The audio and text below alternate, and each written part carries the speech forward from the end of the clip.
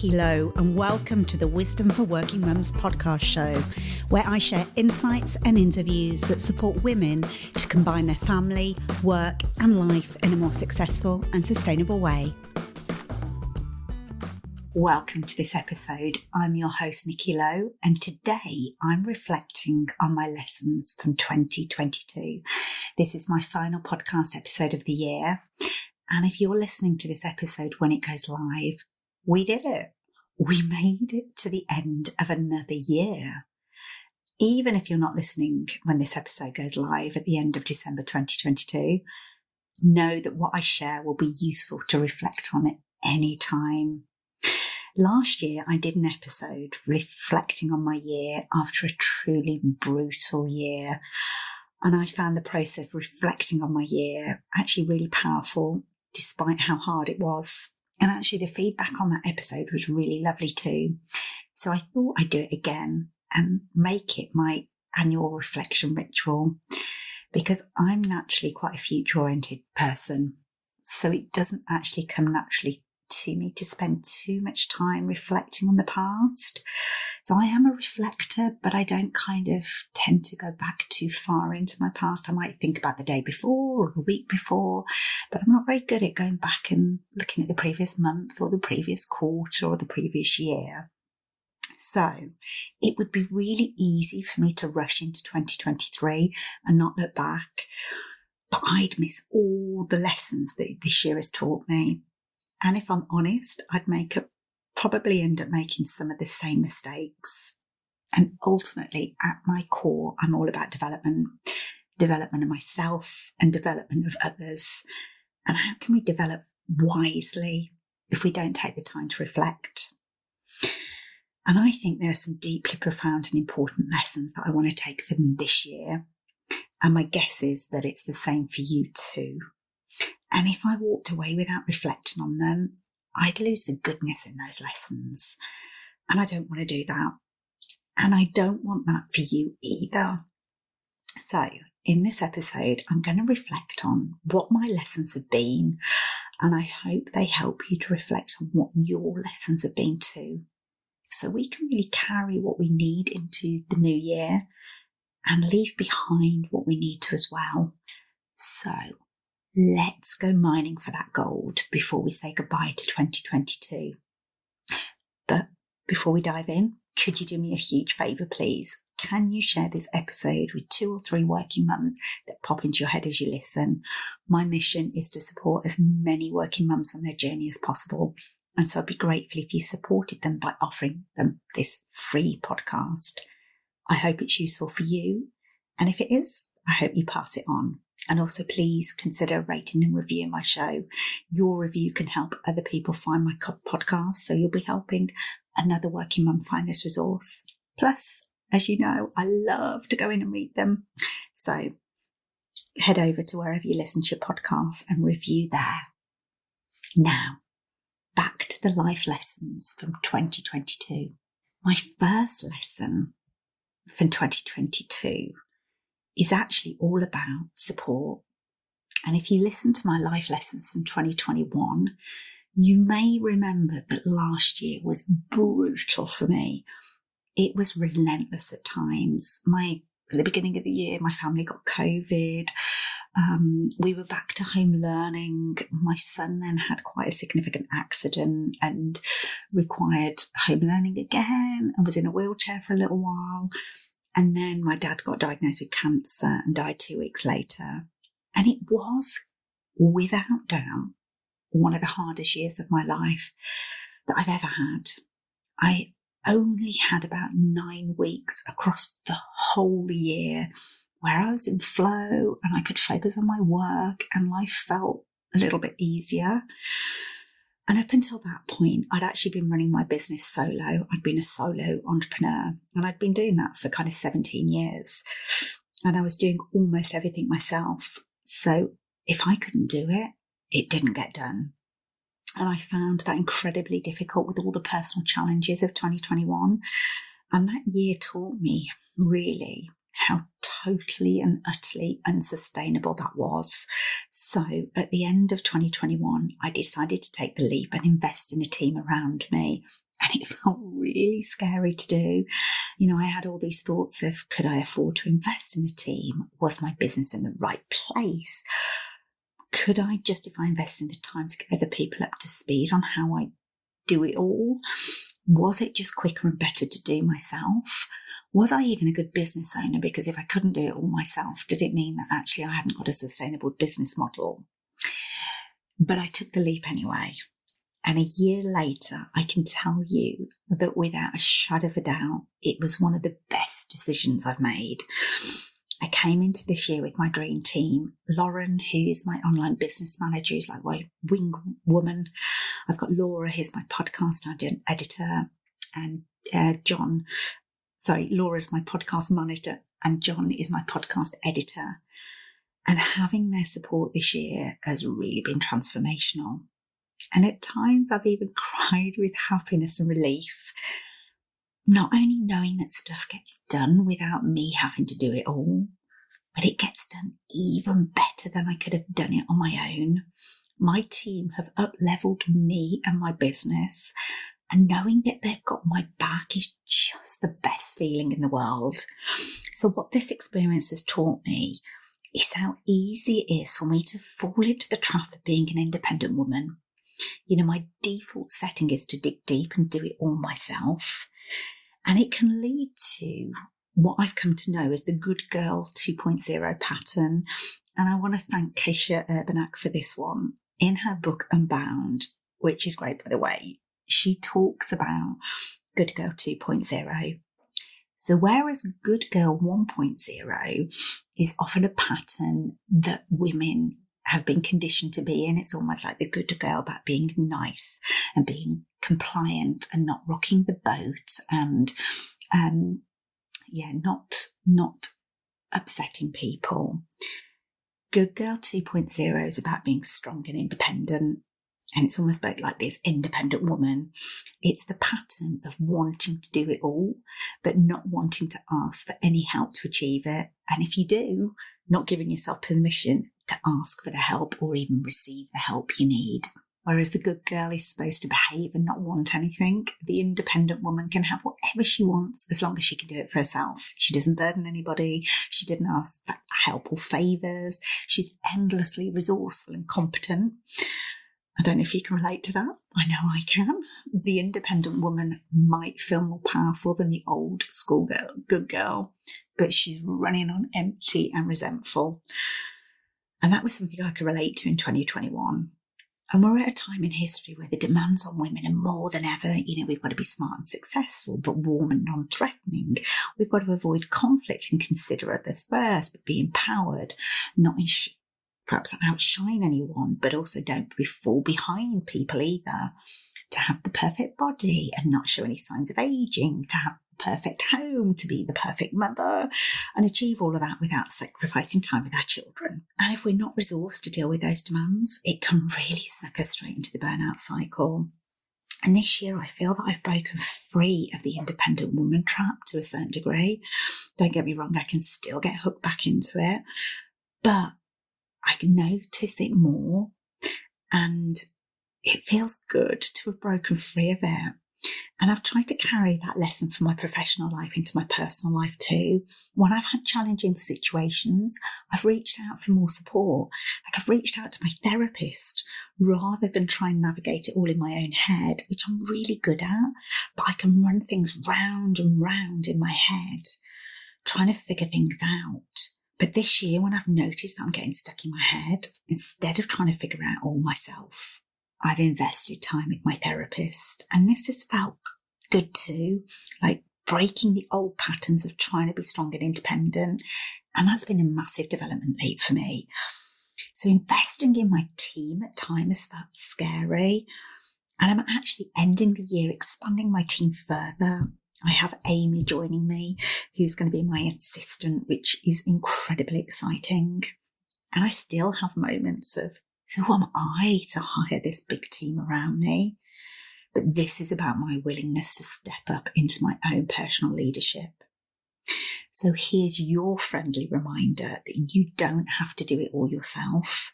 It doesn't make you weak or incapable if you feel like you need more support.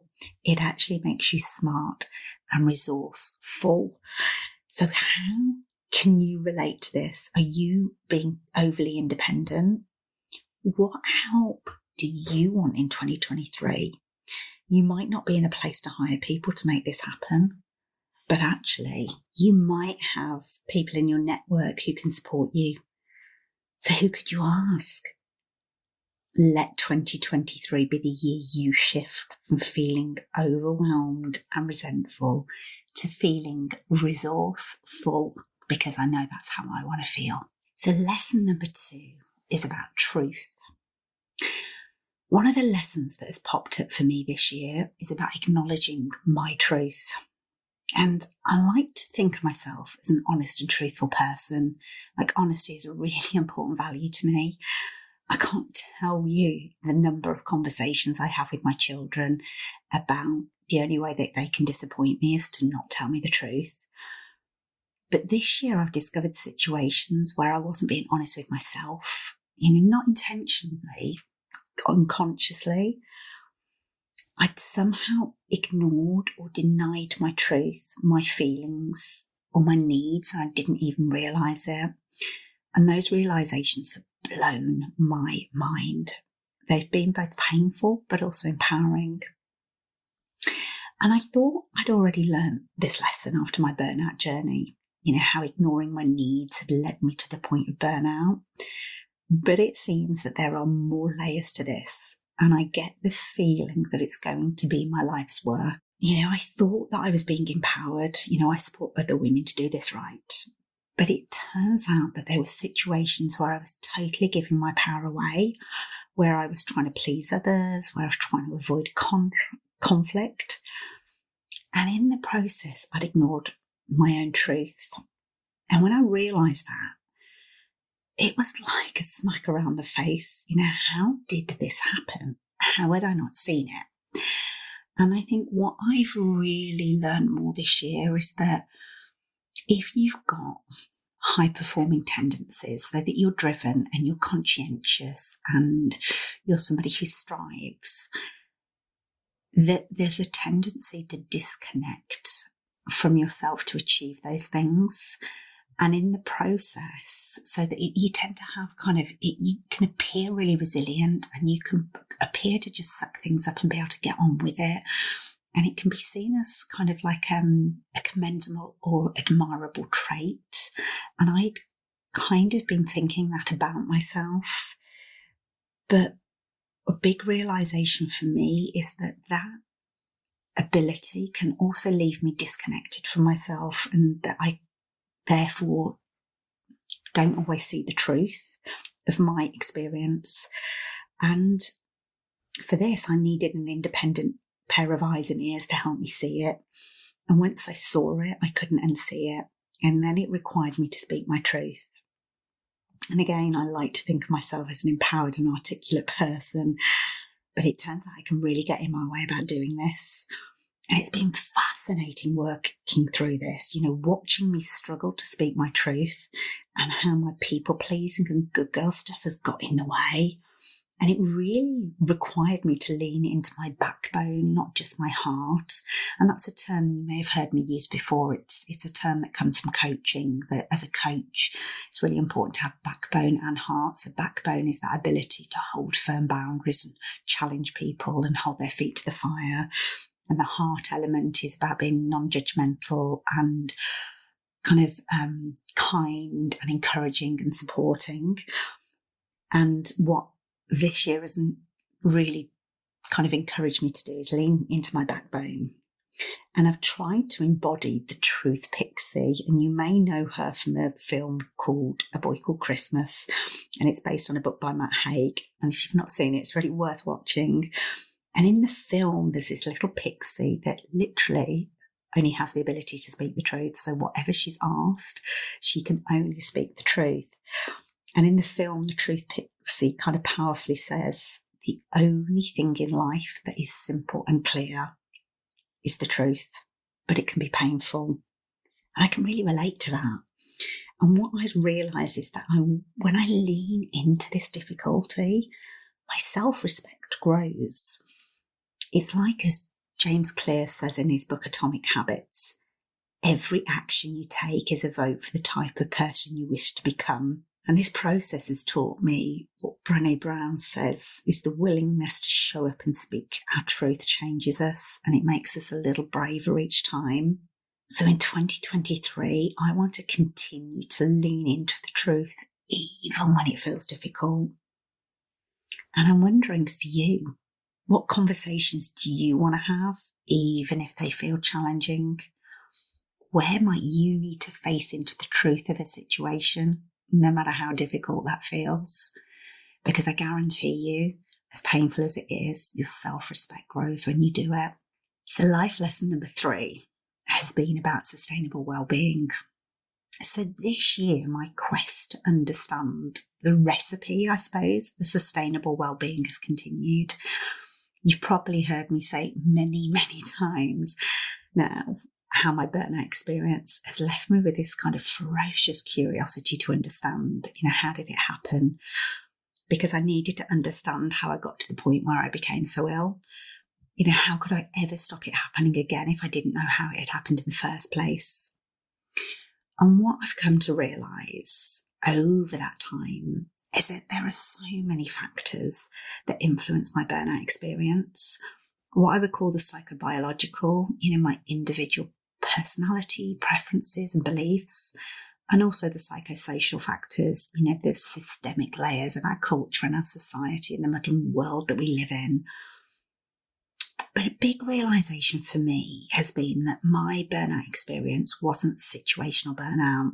And what I mean by that is situational burnout is not an ongoing pattern, but it's kind of caused by particular life conditions which arise out of a specific context in your life. So maybe a job is too demanding, or you're in a toxic relationship, or that you have an illness, or somebody close to you has an illness, or you've got a financial burden. Any number of events experienced either on their own or as a combination can throw you into kind of this short-term situational burnout. But what I've realised this year is actually I'm more of a long-term burnout person. And I wonder if you can relate to this, saying things like, I feel like I've been burning out most of my life. I think I have burnout personality. Or I feel like I've been running on fumes most of my life. And it used to be called kind of the type A personality, where you're driven, you're conscientious, you're impatient. And over my journey, I thought it was my work that burnt me out, corporate life or work demands. But the truth is that I can probably put myself into any situation and push myself into a burnout cycle. Probably not full burnout, but definitely the early stages.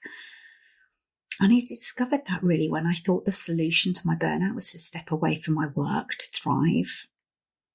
But I realised that I didn't feel happier, and I was still able to experience quite a lot of stress. So I've been on this quest ever since to understand how to combine my work, life and motherhood in a more successful and sustainable way. And this year I feel like I've gone a real level deeper on this quest.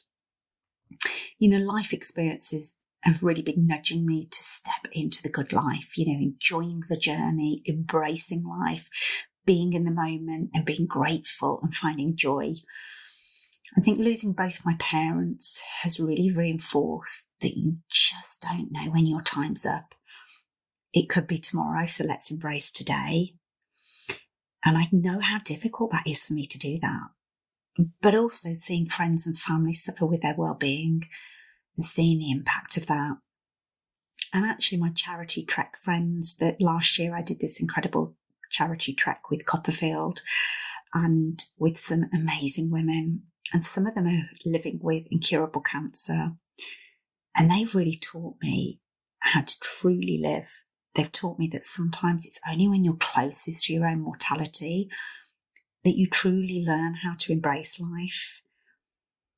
And so my quest on understanding how to live a life of well-being has gone to, it feels like a new level this year, to understanding how to feel like I'm thriving and flourishing and being fully alive and living life to the full in whatever that means for me, as well as feeling balanced and calm and grounded and contented and at ease with life, and holding like those dualities of those two.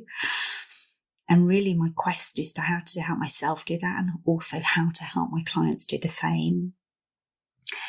And what I'm really excited to let you know is that I'm now accredited in something that's called the Global Leadership Wellbeing Survey, which is what I believe is the nearest we'll get to the perfect recipe to help us create and maintain our well-being. And I came across the Global Leadership Wellbeing Survey through an incredible lady called Audrey McGibbon, who is, I believe, one of the world's top psychologists. She's based out in Australia.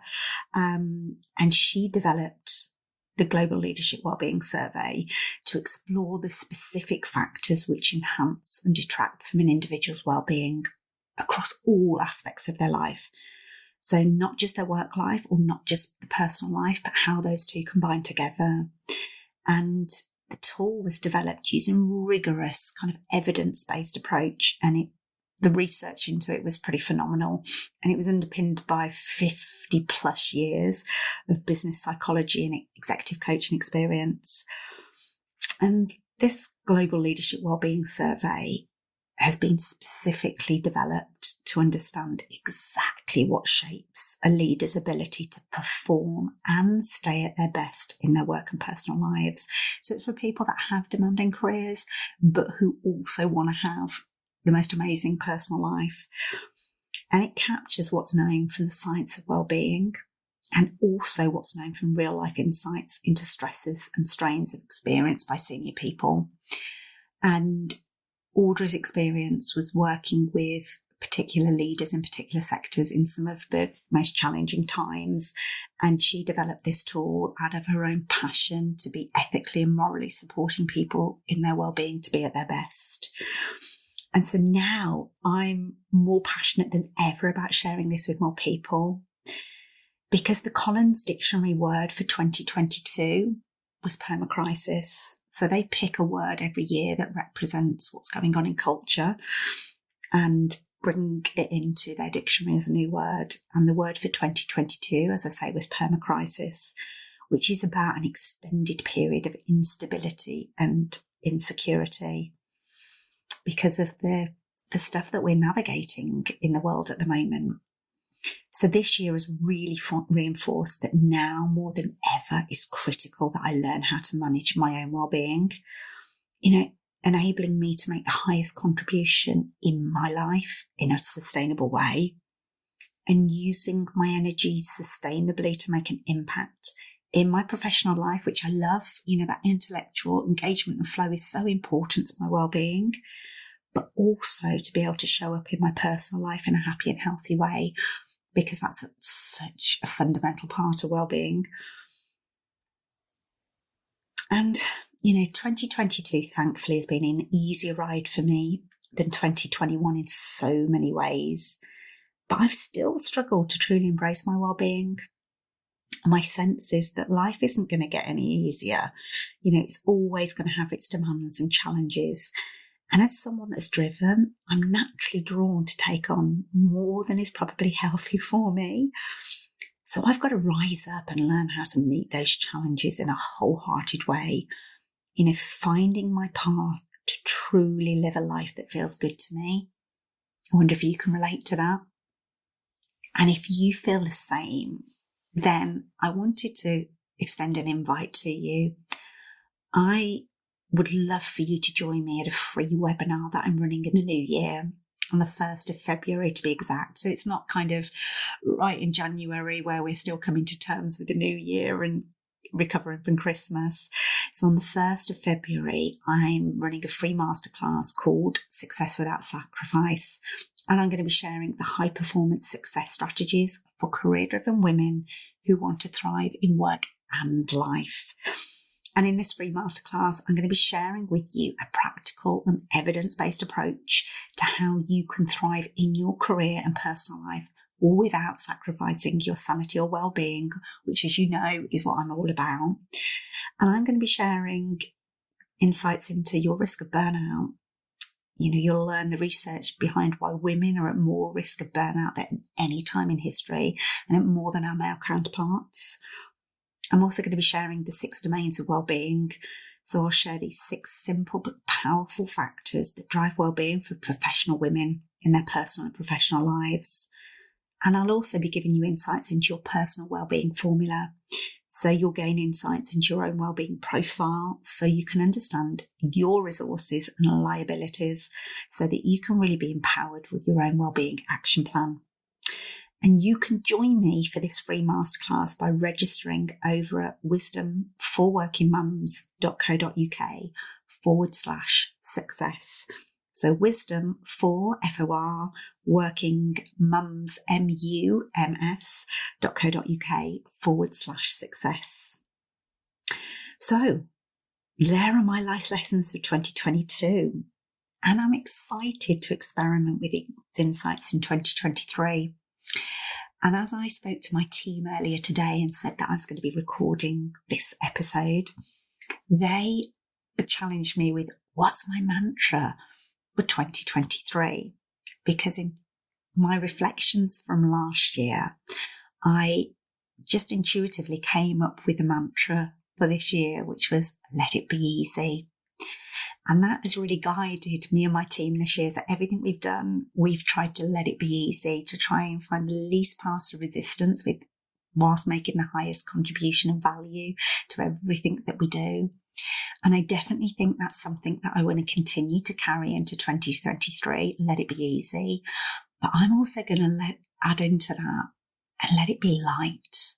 So let it be easy and let it be light. And what I mean by light is let the energy guide me on what feels really good for me to do. And light doesn't mean that it's not necessarily difficult or challenging, but light means that in my body's telling me this feels good. Like I like to be challenged, but I like to make sure that I'm doing it in a way that just aligns with my values. It feels in alignment. So that's what I'm going to be taking into 2023. Let it be easy and let it be light. And I hope you found these lessons, reflections for 2022 useful. And I really hope that as you've listened to them, they've sparked ideas on what your life lessons have been and how you can take the goodness from these into the new year. Thanks so much for hanging out with me in this episode. And I hope 2023 is a year of health and fulfillment for you and your loved ones. Until next time, take care. If you've enjoyed this episode of Wisdom for Working Mums, please share it on social media and with your friends and family. I'd love to connect with you too, so if you head over to wisdomforworkingmums.co.uk, you'll find a link on how to do this. And if you love the show and really want to support it, please go to iTunes, write a review and subscribe. You'll be helping another working mum find this resource too. Thanks so much for listening.